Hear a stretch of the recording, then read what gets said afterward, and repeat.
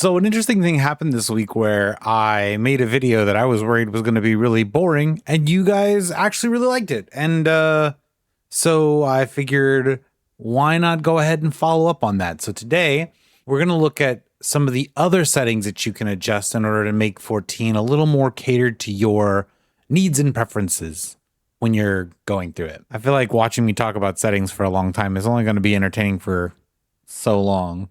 So shall we get started?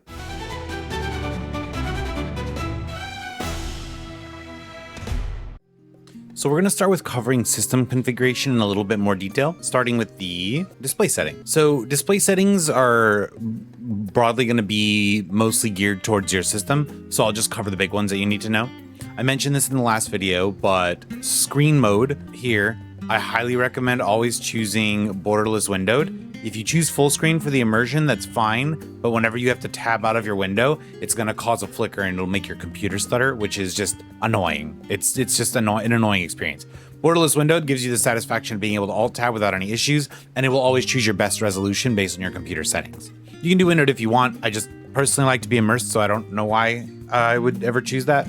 Resolution, I can't customize because I'm in borderless windowed. If I wasn't, then I'd be able to adjust that. Scaling your UI settings is that thing I showed in the last video where it makes all of your UI much larger or much smaller based on the scaling you need. I'm running a monitor at 4K, but 4K UI is ridiculously large. I don't recommend it. I have mine set to 200%. And then I can adjust the scaling as you can see at the next check, which is the default UI settings, where I have it set to 90%. You can go as low as 80. I'm sorry, you can go as low as 60 or as high as the other ones.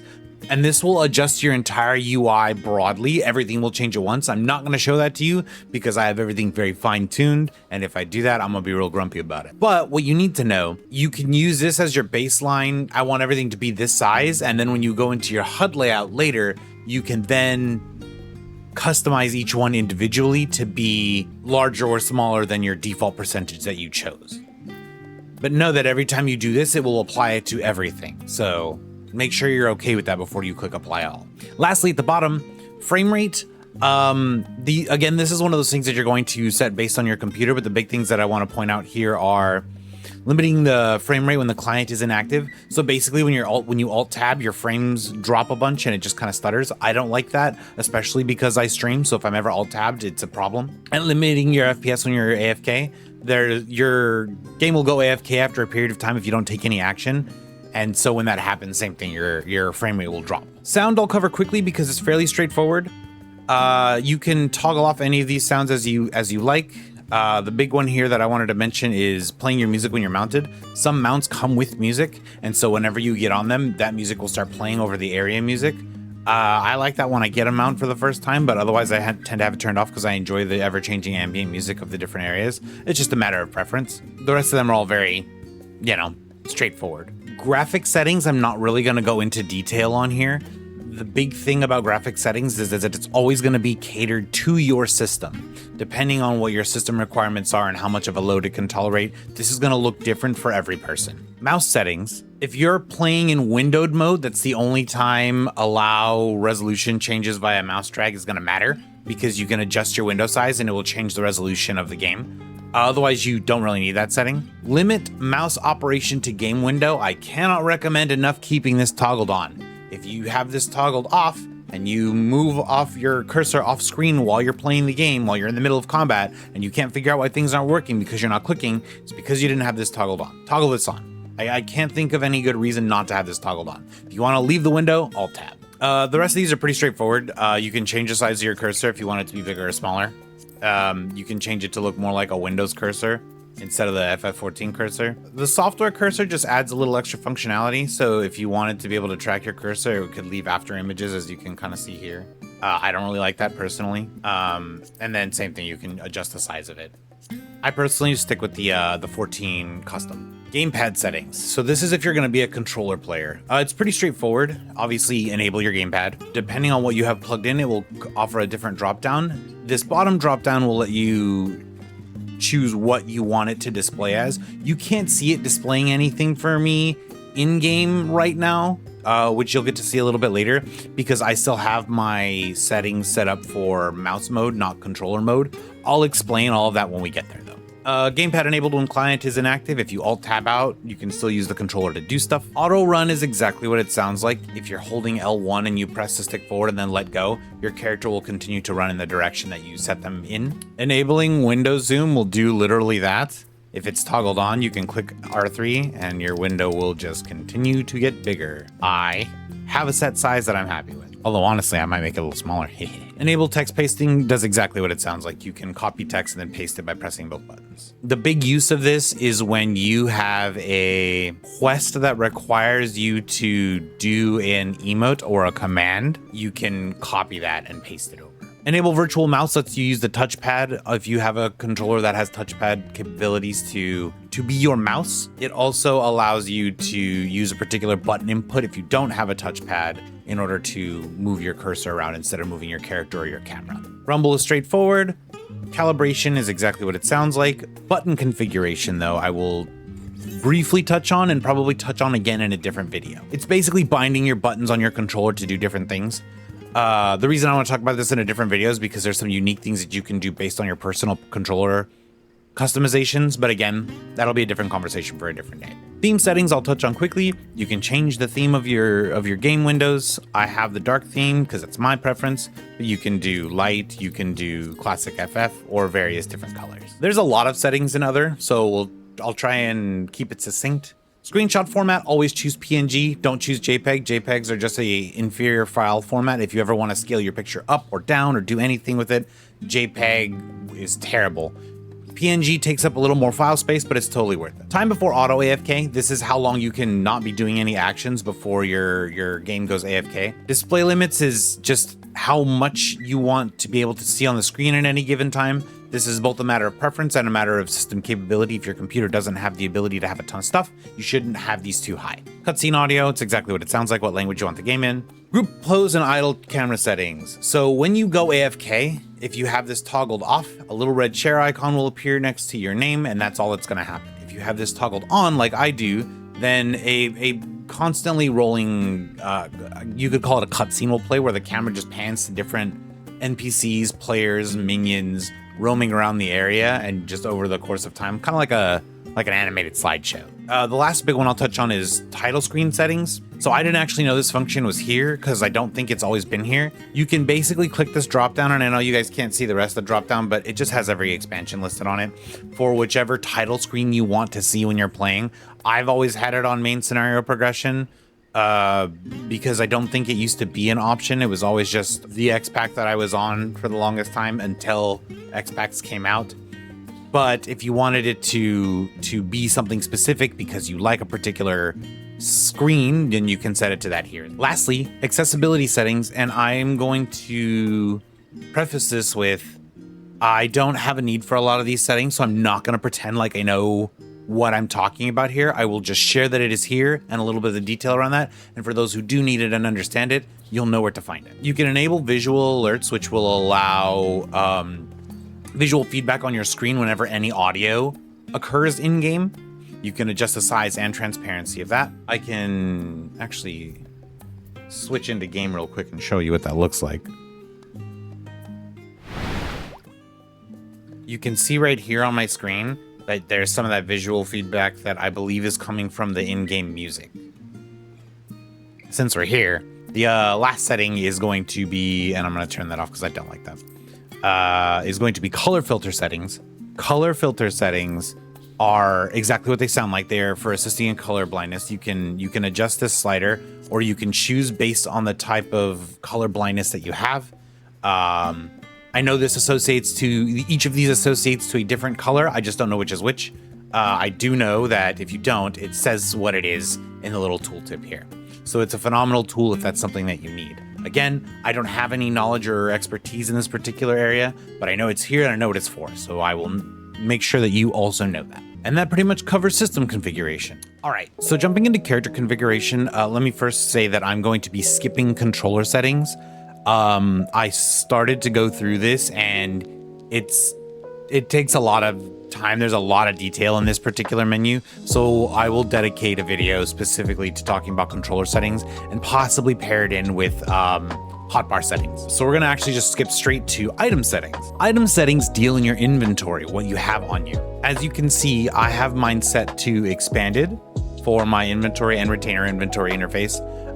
If you aren't using retainers and you don't know what those are, mention it in the comments below and I can do a video on retainers and how to use them. I have it set to expanded, and that's what allows me to see my pages like this. If I were to change it to normal, it will shrink it down to one page of items and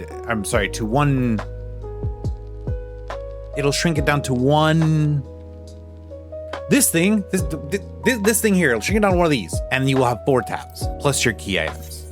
If you switch it to expanded, which is what I had before, you'll see it is now 2 tabs and it's a little wider. You can also change it to open all, and that will just have all of your items on one big screen and your key items on another big screen with your crystals. This is just a matter of preference. I like expanded. One of the biggest helps that I can offer you for inventory management is to turn off store all newly obtained items in the armory chest. Why is this? So you're running through a dungeon, right? And it's a few levels below you, and you don't need any of the gear and you don't want it for any other purposes. Every time somebody opens a chest, you have to roll for loot, but you're focused on running the dungeon, right? So that loot gets dumped into your armory chest. And as you'll learn very quickly, you get a lot of armor and your armory chest will get full, and then you have to manage the armory chest. And if you are not aware, each page can get full, and it is very annoying. I have a lot of stuff, but I have a lot of stuff for a reason, and I'm due for a tidy, but I tidy fairly frequently. But it's easier for me to tidy because nothing dumps into my armory chest anymore. If you toggle off this store all newly obtained items in the armory chest, everything will go straight into your inventory. When it does that, you can then sort through your items. The only drawback to doing this is for those of you who use the little blue recommended gear button to make sure that your gear is what it's supposed to be, you won't be able to use that until you move it into your armory chest. So you just got to make those judgment calls. But as I'm sure you know, if you hover over an item, you can see whether you will gain stats from it or not, or lose stats. And so you can also make the judgments that way. And if you're doing it that way, even in the inventory menu, you can right click and equip. It's whatever your preference is, but I will tell you that it is much easier to manage your armory chest if you're having it go into your inventory instead. If you're a crafter, you'll see this grayed out one that says have newly crafted items go into your inventory, which is if you want anything you get to go into your armory chest, but anything you make to go into your inventory, not into your armory chest, you would toggle that. Removed Dynamis effect from unequipable gear in the armory chest. This is very straightforward. And this is the other one that I highly recommend to help you keep your inventory sorted, is store all newly obtained items in the last open inventory slot. What this does is if you get something, I'll use my chocobo saddlebag for this. If you move something from anywhere, from any source, or you pick it up into your inventory, it'll always appear at the end. This way, you can also manage very easily what comes into your inventory, and you don't end up with things that you don't necessarily want. This is super, these two things together, storing all your newly obtained items in your armory chest turned off, and storing all newly obtained items in the last inventory slot turned on, managing your inventory from the get-go will be so much easier. I cannot express this enough. Subcommand customization, this button here is just if you don't want things to show up on your lists when you're right-clicking stuff, you can toggle that stuff on. I don't really bother with this. It doesn't bother me. I know what I'm looking for. But it can make your screen clutter of words lesser if you want to. If you're newer, I don't recommend doing this because you may not necessarily know what those things do. This is just your sort customization. It's exactly what it sounds like, how you want it to sort. This is all a matter of preference. Sort method is just another filtering difference for how you want your items to order. I just fill tabs in order because that's my pref. And then shop settings, when you're moving to sell items, it will offer you pop-ups when you want to make sure you don't sell anything you don't want to by accident. I'll say this again and emphasize it a little more. Inventory management in this game can be such a problem, especially when you're going through it from the beginning. You're going to get a lot of stuff. So if you don't take any other things away from this video, take item setting sorting as a strong assistant to your future endeavors. So before I jump all the way into UI settings, I want to talk about this big old switch up here. This big old switch is to switch your game between mouse mode and controller mode. If you switch to controller mode, you'll see I have this menu here, right? And if I switch, that goes away. Some of my other HUD stuff goes away too, but you can turn all that stuff on in the HUD layout settings. But the other thing about changing it to this is that you can now do your menu by pressing start like you would on a console. And this is how that would look, but you don't need to do that. And when you switch it to gamepad mode type, you can still have your menu look like this. The original reason why I switched to this is because I still wanted to have all my mouse interface stuff. I learned a little later on how much customization I could do as I poked through the menus. Even if you have it in mouse mode, if you were to press start, you'll see that it just selects things down here instead. Man, just going through menus like this, it's kind of hard. Okay, so map settings, shortcut display type. If you're on mouse and keyboard, if you have it set to close immediately, when you press M, it will open it. If it's open, even if it's not selected, if you press M again, it will close it. If you have it set to close when active, when you press M to open it, if you're not selected, if you press M again, it'll select the map, and then you have to press it again to close it. This is just a matter of preference. This doesn't affect controllers' interactions with it. This is a super random and niche thing, but items come in high quality and nice quality. If you're not crafting, you probably don't really care about this, so you can ignore this tip. But if you're hovering over an item, it'll show you the difference between what a nice quality item and a high quality item will get you in terms of numbers or stats or whatever the case may be. If you're newer, you don't need to concern yourself with this at all. This is definitely more focused on crafting and sometimes gear quality stuff, but even that's more end game, and you will just always go for high quality because it's always got the better stats. Display action help is how it shows you what something will do. As you can see, I have mine set up as next to cursor. You can change that to fixed reversed, and it'll appear in a specific spot on the screen. In this case, it's bottom left. If you had it fixed normally, it would appear bottom right. Pop-up help is whenever you get anything new, a new job gauge, a new system to interact with, it'll pop up a little window that will give you information. It's a tutorial. You can turn these off if you want to. I actually don't recommend that. Better that you let them open and then skip through them if you feel like you've got the gist of it. But it can make things easier if you just let those. There's a lot of subsystems in this game, so having the information helps a lot. When you first log into the game, there's a lot of pop-ups that will toggle on, and those can be turned off in this section. And then lastly, instant portraits. Instant portraits are, you can create portraits in the game for when you're going into different content. And then when you get into those dungeons and trials and stuff, it'll show everybody's. I like having this feature on because it's fun, but if it's something that bothers you, you can absolutely turn it off. You can also have it turn on when you're looking to give people their comms. So for the HUD tab, I'm not going to get into a ton of detail here. It's mostly things that you can just toggle on and off to your preference. Display duty list is one that I will briefly touch on. Your duty list, if you have it displayed, will have all of your quests on it. I just don't have a lot of quests right now. And you can change the number of duties that are displayed on that. Much of the stuff you can toggle on and off in this menu can also be toggled on and off in your HUD layout. So that's why I don't think that there's too much to talk about here. Party list is something that I also touched on in the other video, so I'll keep this brief, but you can hide your party list when you're solo if you don't want it up. I like having it up, it's just a matter of preference. And then for your party list, when you have multiple status effects, you can adjust how many of them are showing on this screen. Alliance list is referencing when you're in an alliance raid with 24 people, it's 3 parties of 8. Each one has their own alliance. I like that on because if I ever need to, as a healer, assist the other alliance in getting their healers back up, I want to be able to click on their names. As a mouse and keyboard player, as a controller player, this is a bit harder than it was before, but it is still doable. I'm going to skip display name settings because I touched on this in my last video, but if you wanted a little more information on this, I'll go ahead and link that video above. It's a great video for helping you get your UI a little more cleaned up and making visibility of a lot of the things in the game easier. I'm also going to skip hotbar settings because hotbar settings is going to take a lot of time and I will dedicate a video to that. So then lastly, we'll talk about log window settings. Log settings have everything to do with your chat at the bottom left. There's quite a few settings in here. I'll talk about the main ones. I touched on this in my previous video as well, but this is how much information you want to be displayed for anybody who's talking in your chat. There's a lot of customization here that you can definitely just go through and decide what you like. I like things fairly minimalist, as I'm sure you've noticed by now. So that's why I have it set the way that I do. Enable lip sync during chat is just so that when your character is talking, their mouths move.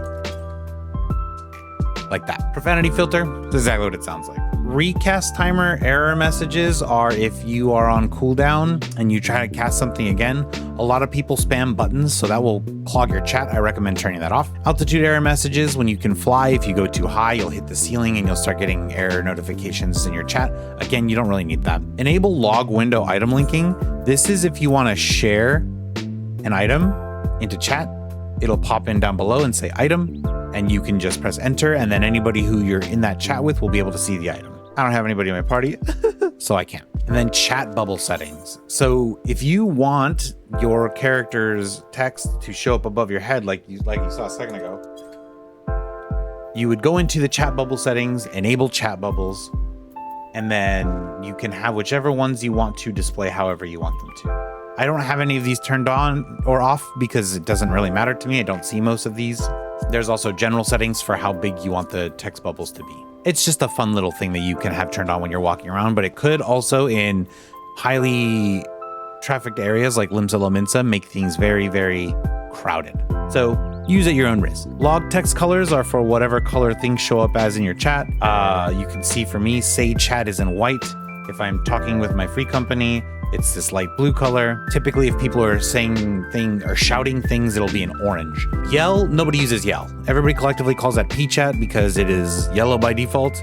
So if somebody's using pchat, shun them. Moving into log details, this is the same thing kind of cloned over to each different log. But the main thing is you can have the timestamps, which I like because it lets me see how long it's been since the last time I saw a message, because sometimes I'll miss things. And then the font size for what's in that window. You can also add the transparency to the log. Lastly, if you want to get notified whenever a message comes into your chat, you can toggle on and off which types of messages will offer which types of sounds, and then choose which sounds you want. So my free company sound is a little more subtle, and when people directly message me, it's a little louder. This more or less covers a lot of the system configuration and character configuration menu settings that you can mess with in order to really enhance your gameplay experience. I did skip a few, and again, that's because I know that they're going to take a bit to get into details on, so I will spend the time on that in subsequent videos. As long as you guys keep wanting to see them, I will continue to make them. That said, if you did enjoy the video today, I would love it if you could like and subscribe. It really helps the channel to grow. And encourages me to keep making more videos like this. If you want to get in touch with me in other places, I am on Twitch a couple nights a week at the same handle. If you want to find me in game, I am on Dynamis Rafflesia. We have a free company on Coeurl and on Dynamis. And if you have any questions, don't hesitate to join the Cobalt Borealis Discord. Link will be in the description below. As always, I appreciate you guys, so thank you for watching. I'll see you very soon.